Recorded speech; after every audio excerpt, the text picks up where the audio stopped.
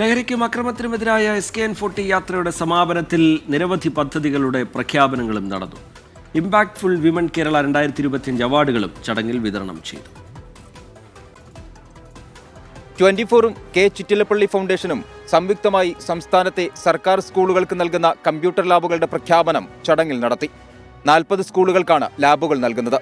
24 editor in charge PP James പദ്ധതി പ്രഖ്യാപിച്ചു. SKN40ക്ക് ആ 40യുടെ ഭാഗമായിട്ടുള്ള 40 കമ്പ്യൂട്ടർ ലാബുകൾ, കമ്പ്യൂട്ടർ വിദ്യയുടേതാണ്, വിദ്യ കൊണ്ട് ലഹരിയെ നേരിടുക, അതിൻ്റെ ഒരു പ്രതീകാത്മകമായിട്ടുള്ളൊരു പ്രഖ്യാപനമാണ്. ഇത് ഞങ്ങൾ വെബ്സൈറ്റിൽ പ്രസിദ്ധീകരിക്കുന്നതാണ്.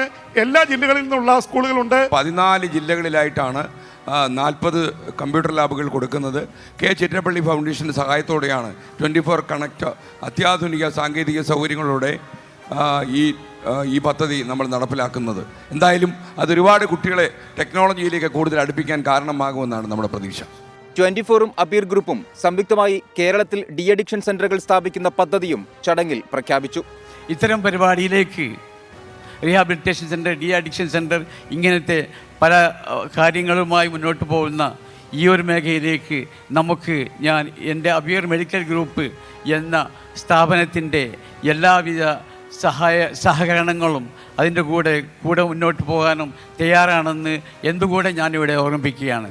ടൈപ്പ് 4 പ്രമേഹത്തിനെതിരായ കുഞ്ഞുമിഠായി പദ്ധതി പ്രകാരമുള്ള ആനുകൂല്യങ്ങൾ ചടങ്ങിൽ വിതരണം ചെയ്തു. 24 ചീഫ് മാനേജർ ഉഷ ശ്രീകണ്ഠൻ നായരാണ് ആനുകൂല്യങ്ങൾ വിതരണം ചെയ്തത്.